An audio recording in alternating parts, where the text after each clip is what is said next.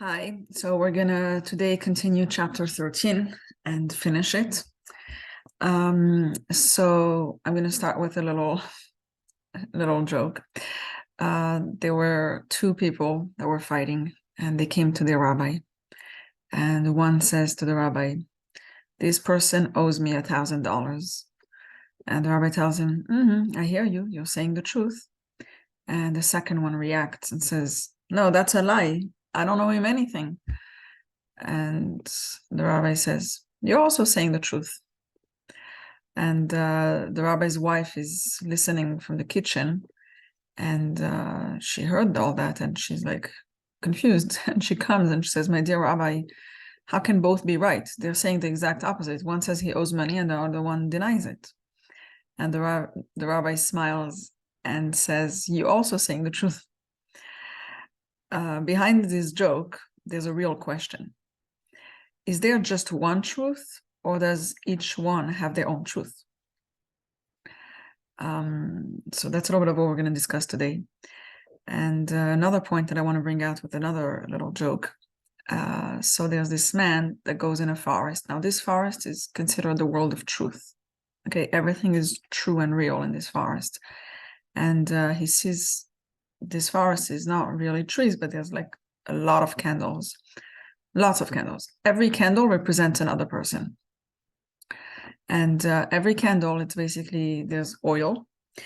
And the amount of oil shows how much life is left for this person. So there's a candle respected for each person. So this man walks there and he's like, "Let me check out my enemy's candles and I'm going to see if it's actually true. And I want to see how much oil they have left so that I can maybe live more peacefully." And he checked and he says, "Yes, that's great." No, he checks and he says, "Yeah, that's looks like very true. Like there's very little oil left. I mean, each one of my enemies, like he's checking, each one has little oil left. Great." He's like, "You know what? Let me check mine." And he goes and checks his candle, and he sees there's also very little oil left there. And then he looks around and makes sure no one's looking, and he wants to take oil from another candle and pour it into his. He wants to add oil to his candle. And the one in charge over there says, "1 second, stop here. This place is the world of truth." So the point of this is that a lot of people look for the truth, but like we all look for the truth, but very few are ready to actually find the truth, because the truth is a little scary and it's binding. And today we're going to discuss all about truth, and we're going to take amazing lessons from it. So inside the person, very deep inside, we're really longing for truth. Okay. They say that many people look for the truth, but only few are ready to find it. But a lot of people want to see the truth. And that's big. Now, sometimes also the truth looks like it's very hard. It looks very demanding. It looks like it's impossible. And today we're going to learn a new view, a deep view on what truth, and according to Hasidut, according to Tanya, of course. So first we're going to see one side, that the truth is indeed demanding and there's no compromises. But then we're going to see there's a flip side. The flip side is that the truth is flexible and there is a truth for each one. The truth can be adapted for each person. And then we're going to see how the two work together. There's one truth and there's a truth for each one. So so the way it's going to work is that there's three types of truth. There's one truth that's eternal truth. And then there's a relative truth, which is based on each one. And we're going to see if there's such a thing and how does it work. And then we're going to see, it's called, based on Tanya, the truth of Yaakov, which is the truth, a combination of truth and harmony, and how does they work together. And like that will conclude how everything works together. So we're going to start with eternal truth, but let's look at what is truth, simple meaning of truth. So truth, on a simple level, if we think of it, it's the opposite of a lie. If I ask you to give me synonyms of the word lie, you're going to tell me that it's not Like you don't want to believe in this person. You're not trusting this person that's telling you a lie. It's fake. It's not real. And if you look at the truth, truth is real. Truth makes the person trustworthy, and truth is it's more real. It's the reality. So that's on a simple level. In general, truth is the opposite of lie. And lie means that it doesn't exist, and truth means that it exists. It's proven. There's a proof. So a person that lies, it means that he's saying this. Basically, whatever he says never happened. And a person that's saying the truth, he's saying something that did happen. So in life, when we say we go after the truth, it means that we're going after something that's right, something that's proven, as opposed to fantasies, as opposed to things that are not real. But now we're going to see that in Torah, we're going to realize that not everything that is not a lie is necessarily true.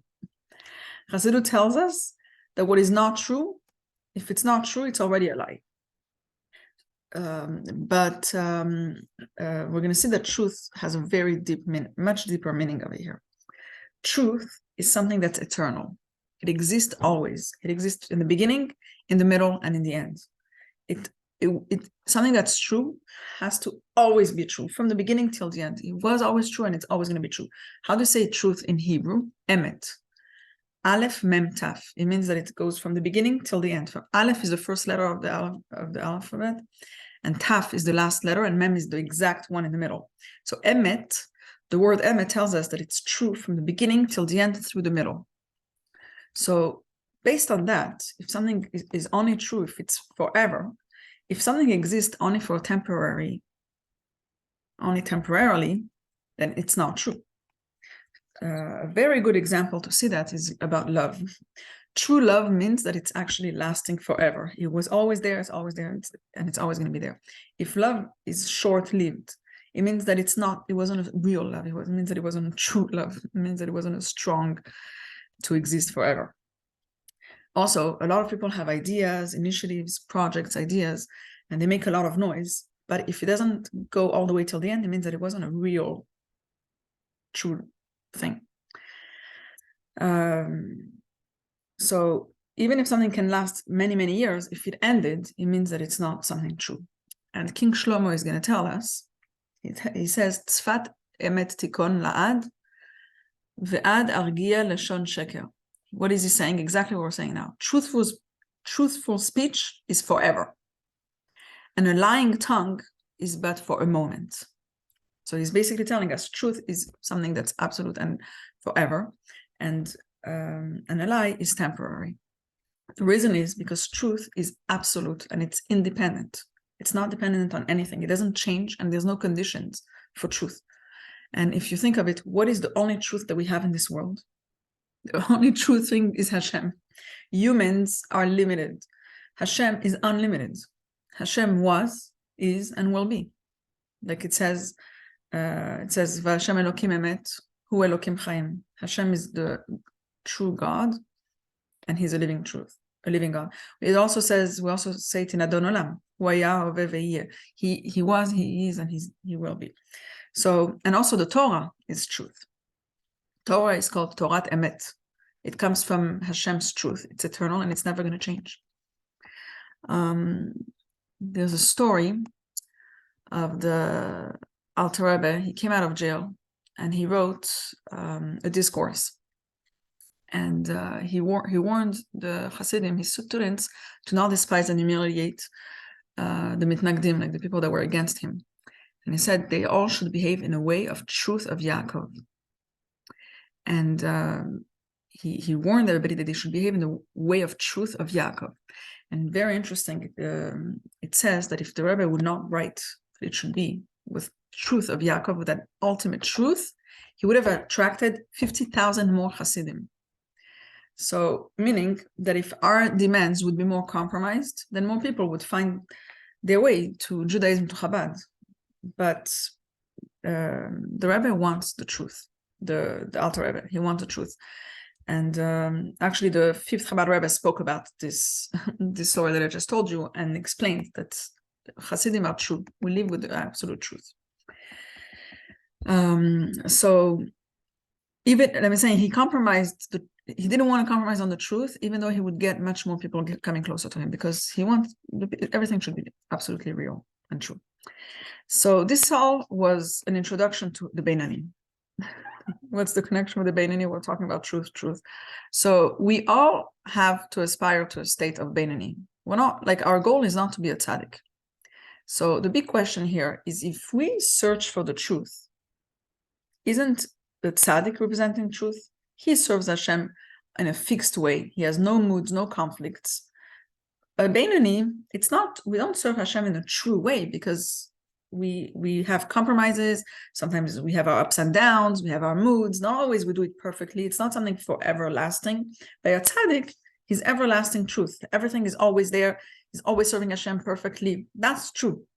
So maybe a Beinani, we're not serving Hashem truthfully, based on everything we described now. If truth is only eternal, then only a tzaddik can reach this.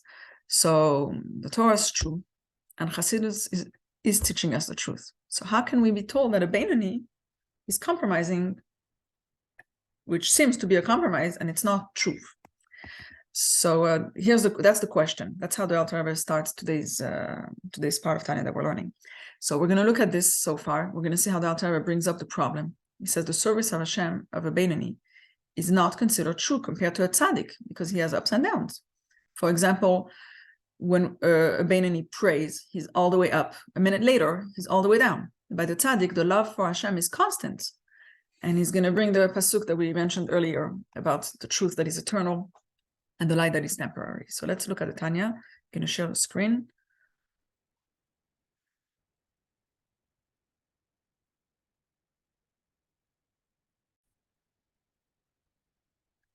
Okay, so here we are.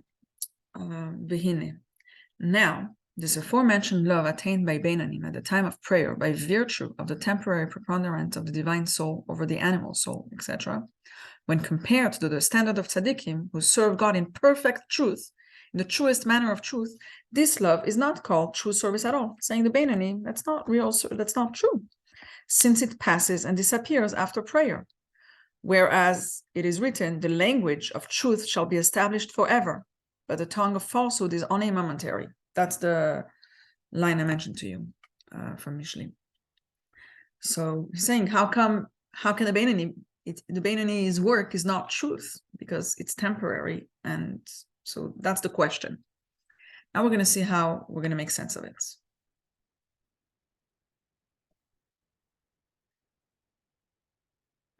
So we saw till now that there's one eternal truth, but now we're going to see the flip side of the coin, which I mentioned earlier. There's a gap between what we want and what we have. We want to have the ultimate truth, but the reality is that it's different. We're humans, we have limitations, we have weaknesses, and we're not able to reach the perfect truth. That's the truth, that's a fact. So the question comes up, is there only one truth, or does each one have their own truth? Seemingly, there's only one truth. How can we compromise on the truth of Hashem? Or the truth of the Torah. It's either one truth, or it's either true or it's not true. Saying that each one has their own truth is basically a lie. They're basically saying that there's something that's not true over here.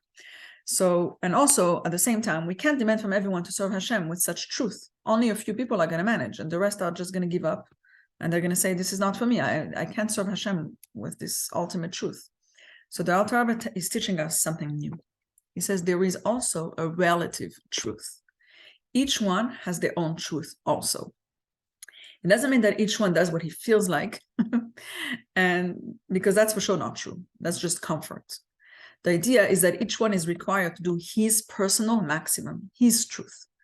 As the sages say, Hashem demands from us according to our power, not according to his power, but Hashem demands from us what we can do. And we see it in the Shema Israel. We say it every day. Ve'ahavta et Hashem Elokecha. You should love Hashem, your God. B'chol levavecha, with your entire heart. B'chol nafshecha, your entire soul. U'b'chol meodecha, with your entire might. So we are required to love Hashem with our full power, and up to the point of mesirut nefesh, of giving up our soul. There's no limits. B'chol meodecha means your ultimate possible, like your me'od, your almost everything. And each one has his own Mesirut Nefesh, according to his capabilities. Each one has their own way of how much they go out of the comfort zone to serve Hashem in their own way. I just want to share some example. 1 second. It's the same idea as a child versus an adult. You don't expect a child to do the same thing as an adult. The way a child is going to clean up and the way an adult is going to clean up is going to be very different. You don't expect the same thing. So Hashem has different expectations from different people. It doesn't mean that there's not one truth. So let's go back to the tzaddik and the Beinani. The Alter Rebbe is saying that the Beinani has ups and downs. How can we require the Beinani to serve Hashem with truth? Like, or to tell him you don't know. How can you require a Beinani to serve Hashem not with truth?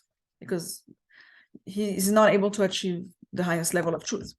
So the Alter Rebbe is telling us something new. He says, yes, tzaddikim, they have to serve Hashem constantly with love, without changes. But for the Beinani, the expectation is for him, the true serving of Hashem, it is true, and he has his ups and downs, because a Beinani has a Yetzer Hara, and the Yetzer Hara is there to stay. So for a Beinani, you can't expect steady work, steady service of Hashem.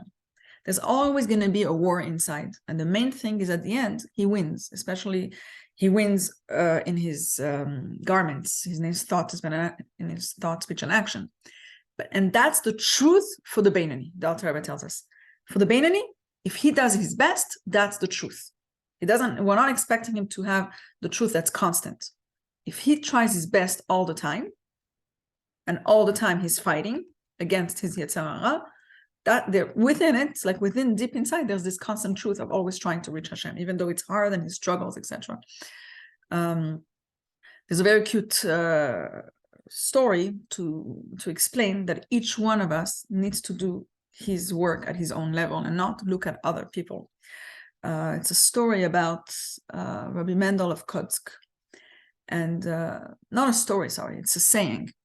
And it's actually, there's a song for it. He says, if I am I, because you are you, and you are you because I am I, then I am not I, and you are not you. And then he continues and he says, if I am I, because I am I, and you are you because you are you, then I am I, and you are you. Meaning, each one needs to be him. I need to be myself, regardless to what everybody else around me is. I'm not supposed to copy others, and that's my truth. The truth according to me, not the truth compared to someone else. I'm not expected to be someone else. I'm not supposed to look at my neighbor and say, oh, he can do that, then I should do that. No, I should do what my best is. So we're going to see this now in the Tanya, and we're going to see how the Alter Rebbe explains that the service of Hashem, of a Beinani, is truth. According to his capabilities, it's real truth. And he explains that this feeling of love for Hashem of a Beinani, while he's praying, is considered a true feeling, even though it fades away after. It's still true, and that's because the Beinani can always awaken that feeling back. There's a feeling deep inside that is always able to be awakened. So there's always a potential there. The potential is constant.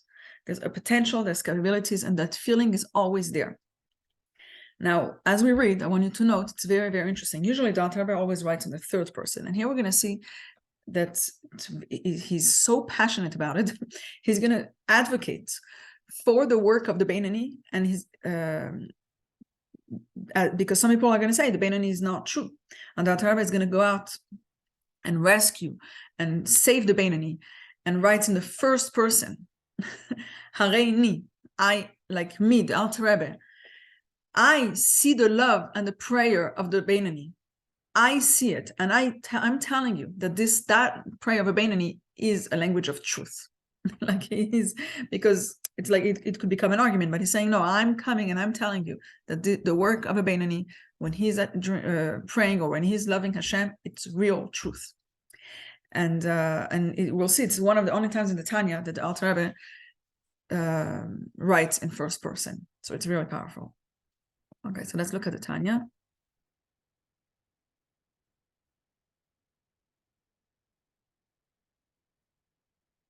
Nevertheless, in relation to the rank of the Beinani, this level of love is regarded as truly perfect service in terms of their level of truth, the level of the Beinanim. In each man relative to his standing in the category of the Beinanim. For as mentioned earlier, the rank of Beinanim is subdivided into many levels. Their love too, which they possess only during prayer, I term, he says, Hareini, that's where it is, Vehareini kore. I'm telling you that their love during prayer, Vani kore be'avatam shebitfilatam, I'm telling you that the love that they have during prayer is the language of truth which shall be established forever. It's sfat emet tikon la'ad. Their love is true and permanent to manifest only during prayer. Since their divine soul has the power to reawaken this love constantly whenever it gathers strength during prayer day after day, by means of the spiritual preparation appropriate to each soul's quality and rank. The higher level of the soul, the less preparation it requires to awaken its love of God. Regardless, every soul has the capacity to arouse its love of God during prayer. So it needs preparation before prayer, but we have the potential to reach love of Hashem in a true way, a constant potential. And that's why it's considered true work of a Beinani. So now, let's summarize a little bit what we saw until now. We saw that there's a real truth that is eternal, okay? And that something temporary cannot be true. And then we saw that there's a relative truth, which is according to each one. And that's why also the work of the Beinani is considered truth. So it sounds like we're talking about the ideal state, and it's okay, like b'diavad state. Like b'diavad means like it can go, it can pass. Not like the ideal state, but like it can pass. It's like, by the way, maybe, you know. And so we say, like, ideally the real truth is eternal and there's no compromises, and that's not for everybody, that's just for the tzaddikim. But if you don't have a choice, then because we are limited and because we're weak, then we agree to compromise and accept that there's a truth that's relative. But no, Chazal tells us that it's not b'di'evet, it's not like because we have no choice. There's no contradiction between these two types of truth. How can that be? How can there be that there's no contradiction over here between the ideal truth and the relative truth? So we need to understand more about truth.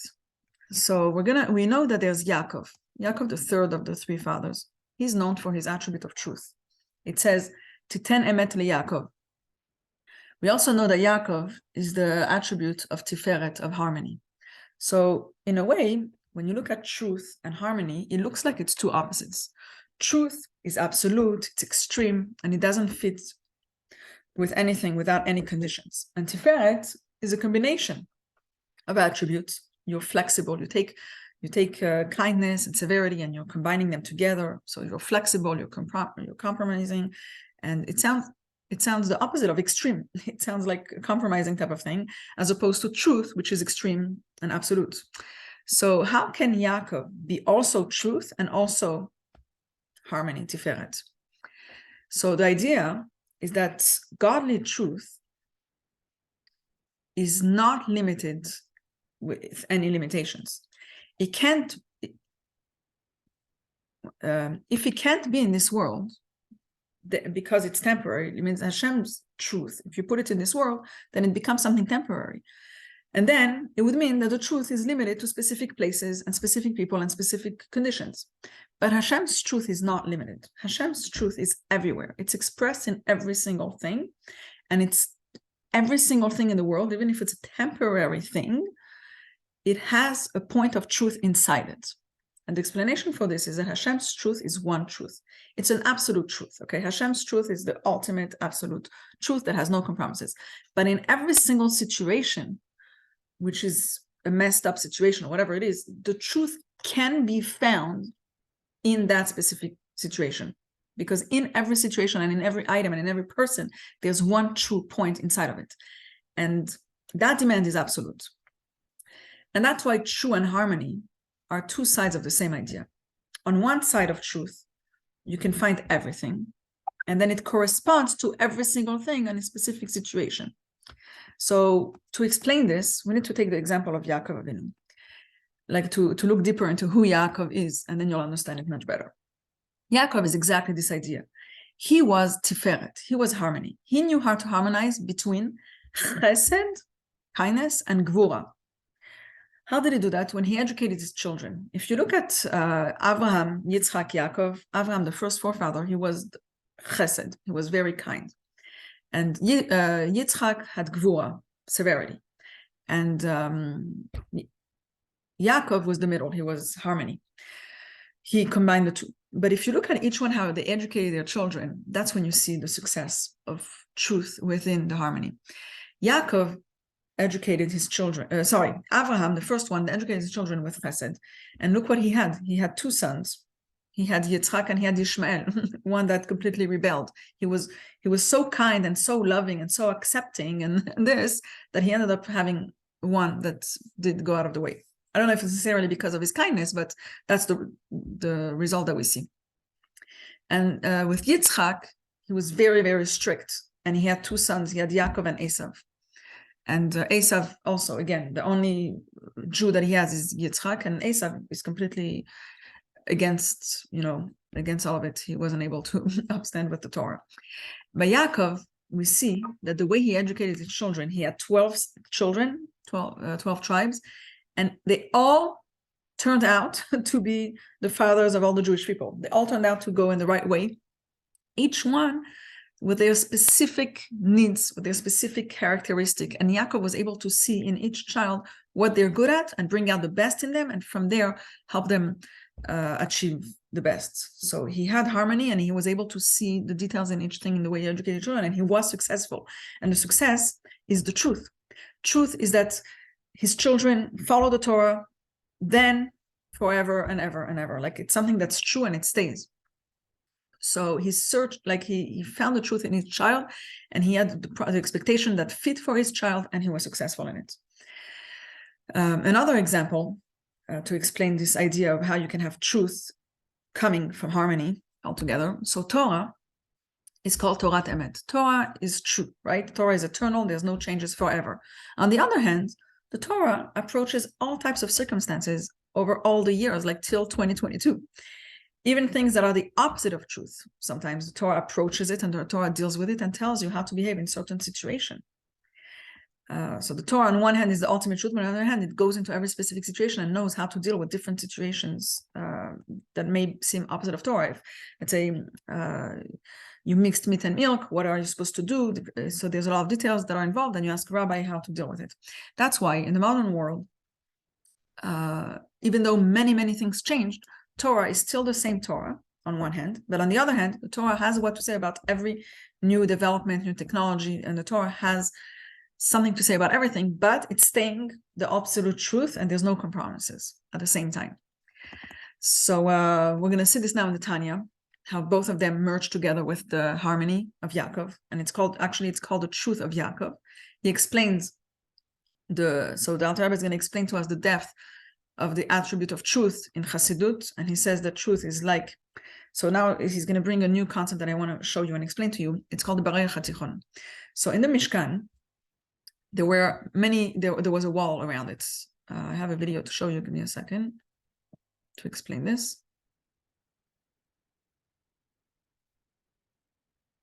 Okay, there were 3 walls.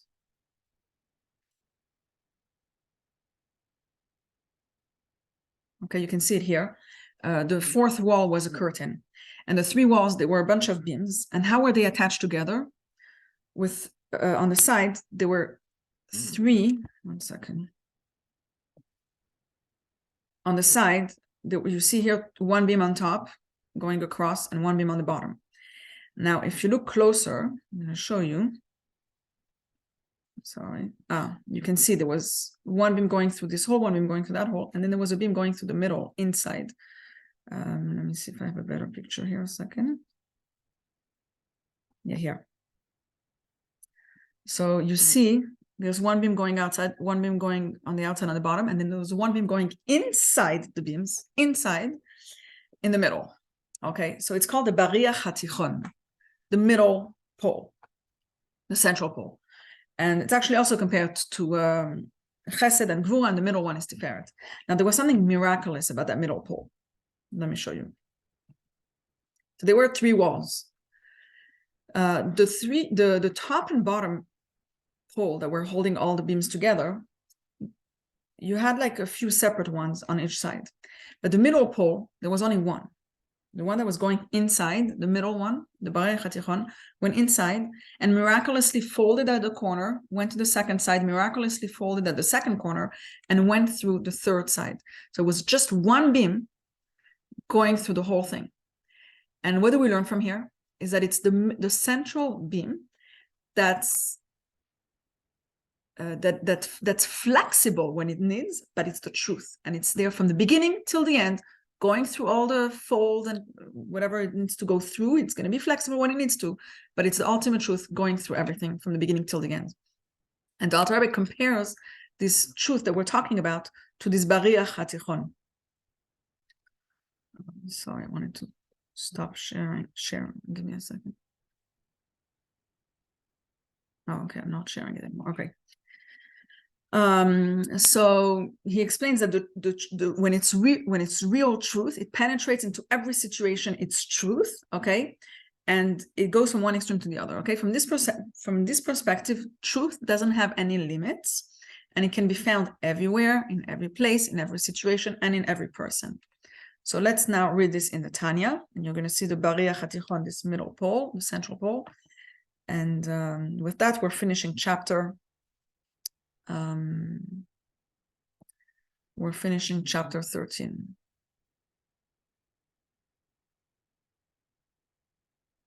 This is the attribute of Yaakov. As the verse states, you give the truth to Yaakov, who is called the middle bolt. The middle bolt is the translation of Barei Chatichon that I just mentioned to you, which secures everything from end to end. Just as the middle bolt in the tabernacle secured and bolted together all the boards by passing through them all. In spiritual terms, this means that the attribute of truth passes from the highest gradation and levels to the end of all grades. In each gradation and level, it passes through the central point of that particular level, which then becomes the point and quality, the standard of that level attribute of truth. The attribute of truth is an unbounded inheritance. It has no upper limit and is extended to the highest levels. And all lower gradations and level are as nothing compared with those superior to them. As it is known to the students of the Kabbalah, the quality that is the head and intellect, the highest level, within lower grades is inferior to the soles and feet, the very lowest level within the higher grades. As our sages say, the feet of the Chayot surpasses all those levels lower than them, including the highest degree with the lower levels.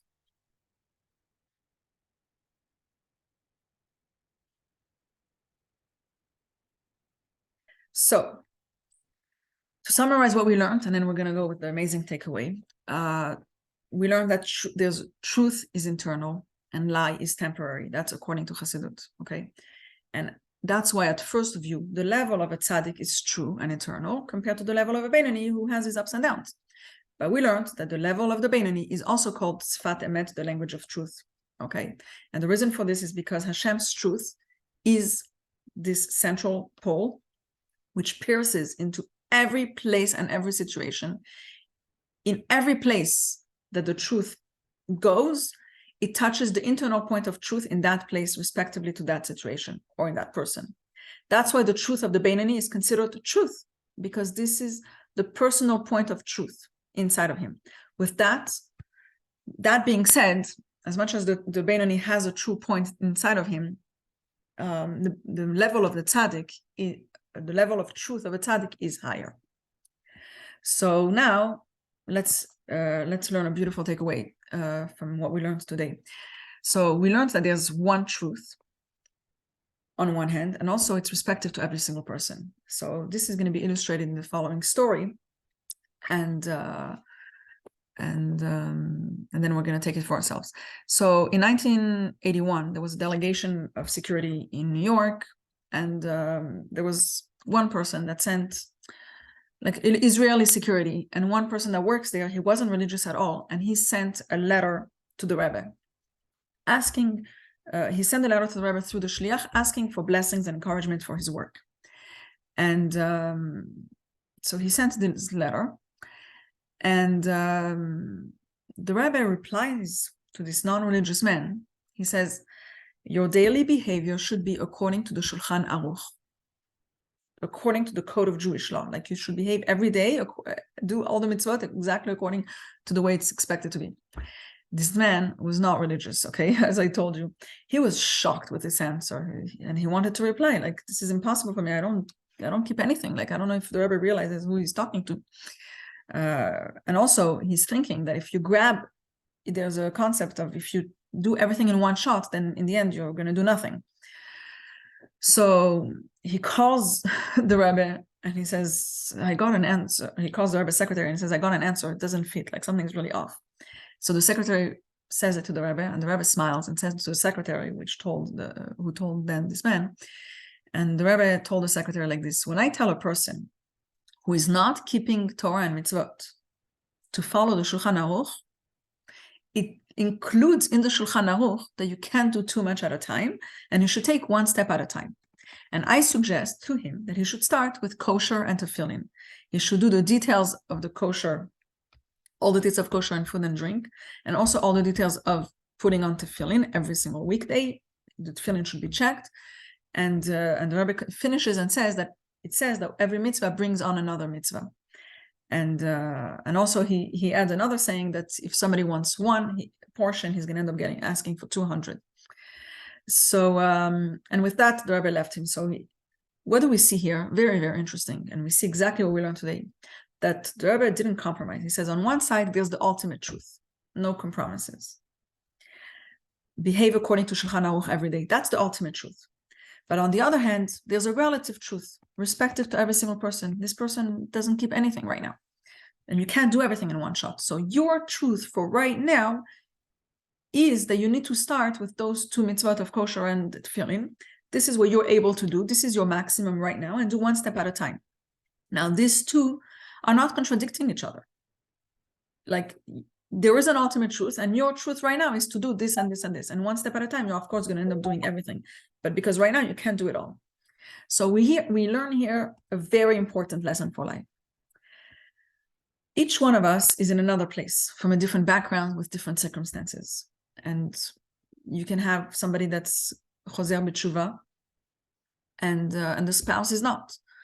Or one is trying to convince, like one is going to try to convince her husband, or one is trying very hard to keep Shabbat, and it's very hard, and one can't stop the old habits. Anyway, each one is at a different place. Like some people do a lot of mitzvot and they still don't cover their hair, or the man still doesn't have a beard. Like there's a lot of things that are there. Like that's just a short list of what not everybody does, and it's hard, and one step at a time. So on one hand, we can think, okay, there's no choice. Torah has no compromises. There's no way I'm anyways going to reach anything, so it's impossible for me. But we learn here that there's a godly truth, and that godly truth is everywhere. It's absolute, okay? And so, of course, the Torah is true for everyone. And in every situation and every background, the Torah is also shown to you for your personal truth. It finds its truth within you.